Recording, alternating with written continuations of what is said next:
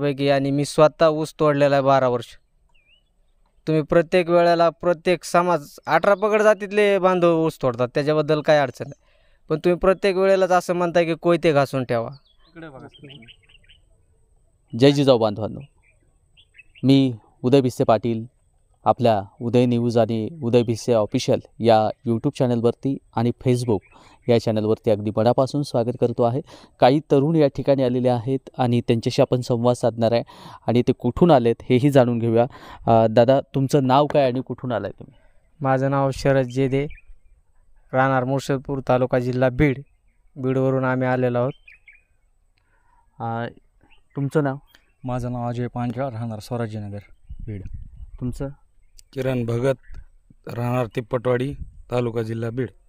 आणि तुम्ही? वैभव कठाळे, राहणार स्वराज्यनगर बीड. या 4 मित्रांपैकी एक मित्र हे पांचाळ अर्थातच ओबीसी बांधव आहेत आणि त्यांचं मनोज जरांगे पाटलांच्या वरती नितांत प्रेम आहे. कारण असा योद्धा प्रत्येक समाजामध्ये जन्माला यावा ही प्रत्येक समाजाची भावना आहे. आणि नक्कीच त्यांनी या ठिकाणी 2 मित्र आहेत आणि दोन्ही मित्रांनी टॅटो काढलेले आहेत. तर पहिला टॅटो या ठिकाणी आपण बघूया की काय टॅटो आहे. टॅटो दाखवायचा आहे. हा टॅटो आहे संघर्ष योद्धे मनोज जरांगे पाटील यांचा आणि हे ओबीसी बांधव पांचाळसुद्धा आहेत आणि त्यांनीसुद्धा एक टॅटो काढलेला आहे आणि ते पण बघूया. नक्कीच ही या क्षणाची म्हणजे प्रत्येकाला हे दैवत वाटणारं नेतृत्व आहे. आणि पांचाळ यांचे संपूर्ण मराठा बांधवच नाही तर संपूर्ण महाराष्ट्रातला गरजवंत मराठा पाहून हैराण होईल. आणि जे काही जर बघितलं, ओबीसी आणि मराठ्यांमध्ये वाद पेटू इच्छिणारे जे नेते आहेत त्यांना झणझणीत चपकार या ठिकाणी पांचाळ यांनी दिलेली आहे. पांचाळ, काय वाटलं आणि का दादांचा टॅटो काढावासा वाटला तुम्हाला? दादा जरांगे पाटील हे म्हणजे मराठ्यांना धरून चालत नाहीत, तर ते संपूर्ण ओबीसी समाजाला धरून चालतात.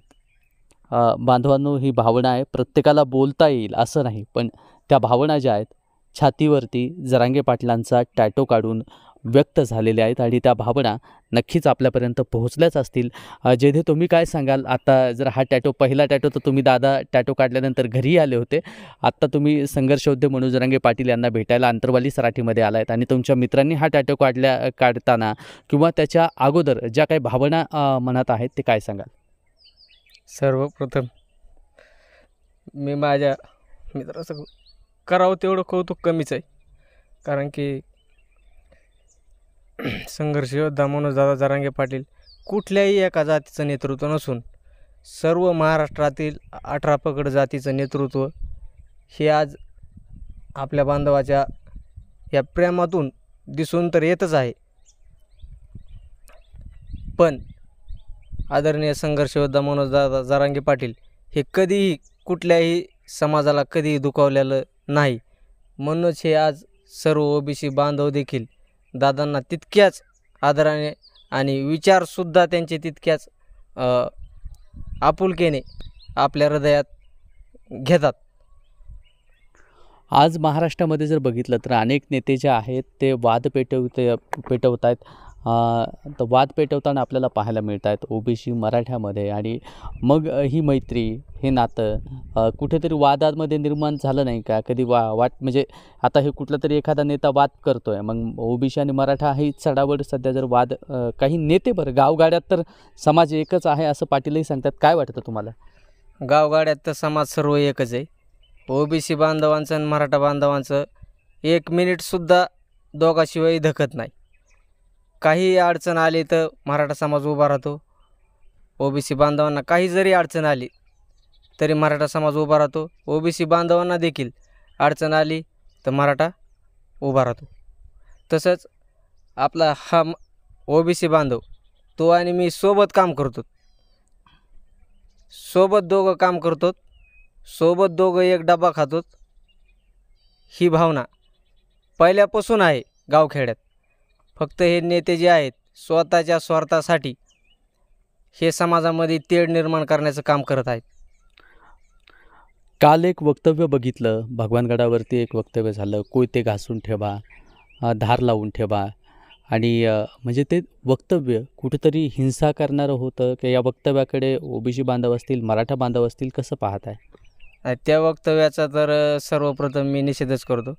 मी बी एक गरजवंत मराठ्यापैकी आणि मी स्वतः ऊस तोडलेला आहे 12 वर्ष.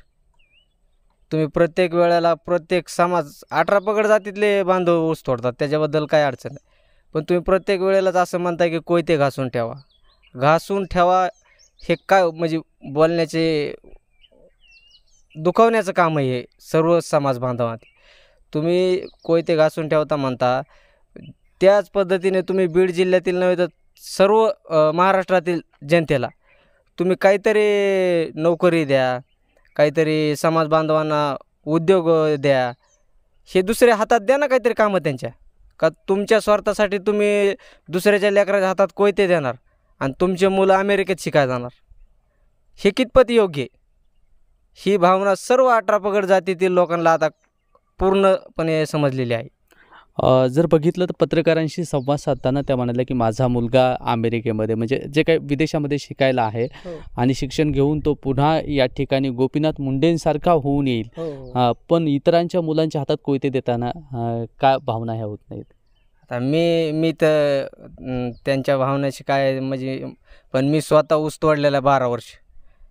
आज संघर्ष योद्धा मनोजदादा जरांगे पाटील हे का संघर्ष करतायत? आमच्या हातातला कोयता बंद झाला पाहिजे. आज माझ्यावर जी वेळ आली 12 वर्ष ऊस तोडायची, ती मला असं वाटतं माझ्या मुलावर यायला नाही पाहिजे. म्हणून मी प्रत्येक आंदोलनात दादाच्या सोबतच असणार आहे. बांधवांनो, पाहतोय या भावना आहेत सर्व गरजवंतांच्या. कारण हातात कोयते नको, हाताला काम द्या, 2 टाईम सुखाचा घास खाता यावा ही व्यवस्था निर्माण करून द्या. आणि शहरात असेल, गावखेड्यात असतील, या सगळ्या जर बघितलं तर ज्या मूलभूत सोयीसुविधा आहेत त्या पुरवायला सुरुवात करा. ना की राजकारणासाठी किंवा स्वतःला मतदान पाहिजे याच्यासाठी दुसऱ्यांच्या लेकराच्या हातामध्ये कोयते देऊन एकमेकांमध्ये वाद निर्माण करण्याचं काम तुम्ही जर करत असाल तर नक्कीच हे चुकीचं आहे आणि हे थांबलंही पाहिजे. या ठिकाणी किरणराव, काय वाटतं? आता हे 2 जोडी आपण या ठिकाणी बघितले, दोघंही मित्र आहेत. एक ओबीसी बांधव आहे, एक मराठा बांधव आहे. आणि या दोघांचं प्रेम बघून तुम्हाला काय वाटतं? असंच प्रेम खूप आनंद वाटतोय. कारण की हा इलेक्ट्रॉनिकचं काम करतो आणि हे स्लायडिंगचं काम करतो, खिडक्या बसवण्याचं. ह्याच्याकडं जर इलेक्ट्रॉनिकचं काम आलं तर ह्यो त्याला मदत करतो, ह्याच्याकडं जर स्लायडिंगचं आलं तर ह्यो इलेक्ट्रॉनिकला मदत करतो. या पद्धतीने संपूर्ण महाराष्ट्रामध्ये ओबीसी आणि 18 पगड आणि मराठा समाज एकत्रपणे नांदत आहे. पण या गरजूवंतांच्या लढ्याला किंवा आमच्या मनोजदादाला खेळ पोचवण्यासाठी या तुरळीत मराठा समाजातील नेते किंवा ओबीसी समाजातील नेते हे आमच्या आनंदामध्ये मीठ टाकण्याचा, खडा टाकण्याचं काम करत आहेत. आणि हे काम लय दिवस चालणार नाही. कारण की याच पद्धतीने ओबीसी आणि मराठा समाज प्रत्येक खेडेगावामध्ये वागत आहे. कारण की हे फक्त राजकारणापुरतं आहे, खेड्यागावात कसलंही अजून पण नाही. आत्ता मी आलो तर माझ्या रानात ओबीसी बांधव काम करत आहे. आमचे वडील त्याला बटाईने रान दिलेलं आमच्या शेजारीचं, त्याला खताला पैसे देतात, बियाणाला पैसे देतात, फवारणीला पैसे देतात. आम्ही कसल्याही पद्धतीचा आमच्या वागण्यामध्ये आम्ही कधीही मराठा आणि ओबीसी वाद कधीच करणार नाही. बांधवांनो, मराठा आणि ओबीसी वाद हा गावखेड्यात कुठेही नाही आहे. आणि गावागावामध्ये एक राजकीय वक्तव्य करून काहीतरी म्हणजे तेढ निर्माण करायची, समाजामध्ये वाद निर्माण करायच्या या भावना राजकीय नेत्यांच्या असतील तर ह्या कुठंतरी थांबल्या पाहिजे. आणि संघर्ष उद्योग मनोज जरांगे पाटील हे फक्त एका जातीपुरतं मर्यादित नेतृत्व नाही, तर हे महाराष्ट्रातल्या सगळ्याच गरजवंतांना पुढं नेणारं नेतृत्व आहे.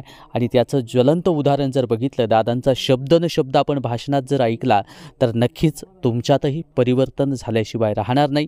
किंवा ज्यांनी भाषणं ऐकलीच नाहीत आणि उगाच आपण येऊन फेसबुक, इंस्टावरती कमेंट करायला सुरुवात करायची, कुणीतरी काही नेता बोलला म्हणून, आपल्या स्वतःच्या लेकरासाठी, उद्याच्या भविष्यासाठी आपण स्वतः बरोबरच इतरांचाही विचार केला पाहिजे. आणि हा महाराष्ट्र सुजलाम सुफलाम झाला पाहिजे. यासाठी राजकीय ज्या वाटचाली होतील, म्हणजे जरांगे पाटलांच्याच नाही तर जे त्या परिसराचा, त्या भागाचा, तिथला विकास करणारा नेता असेल अशाच नेत्याला आपण निवडून दिलं पाहिजे. कुठंतरी ही घराणेशाही थांबली पाहिजे हा संदेश पुन्हा आपल्यापर्यंत पोहोचवत आहे. असंच भेटत राहूया. आपला मित्र उदय भिसे पाटील. जय जिजाऊ, जय शिवराय. धन्यवाद बांधवांनो.